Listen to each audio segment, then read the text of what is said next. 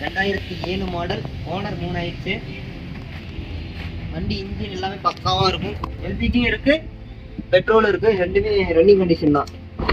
அதே மாதிரி ரீபெயிண்ட் அது மாதிரி எதுவுமே இல்லை. வண்டியில் பக்கா குவாலிட்டியாக இருக்கும். 4 டயர் பார்த்தீங்கன்னா புதுசு. இன்சூரன்ஸ் அதே மாதிரி லைவ்ல இருக்கு.